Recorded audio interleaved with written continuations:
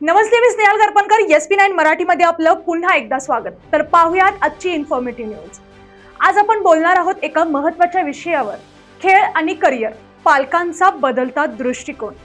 एक काळ असा होता जेव्हा घरात मुलं म्हणायची मला क्रिकेटर व्हायचंय, तर लगेचच उत्तर मिळायचं आधी अभ्यास कर. खेळ हा फक्त छंद मानला जायचा, करिअर नाही. बदलाची सुरुवात मात्र काळ बदलला. ऑलिम्पिक गेम्समध्ये भारतीय खेळाडूंनी पदके जिंकली. इंडियन प्रीमियर लीगसीमुळे क्रिकेटला आर्थिक धैर्य मिळालं आणि तेव्हापासूनच पालकांचा दृष्टिकोनही बदलू लागला.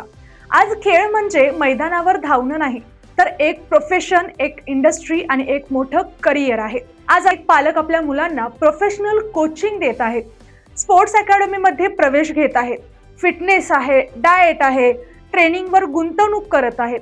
कारण त्यांना समजलं आहे की खेळात फक्त खेळाडू नव्हे, तर commentator, fitness training, sports analytic, manager अशा अनेक संधी आपल्याला उपलब्ध होऊ शकतात. पूर्वी अपयशाची भीती होती, आज प्रयत्नांवर विश्वास आहे. पालक आता मुलांना विचारतात, तुला खरंच काय करायचं आहे? हा प्रश्न बदलाचं प्रतीक आहे. खेळ आणि करिअर यांच्यातील अंतर आता कमी होत आहे. आज पालक स्वप्नांना थांबवत नाही, तर त्यांना योग्य दिशा देत आहेत.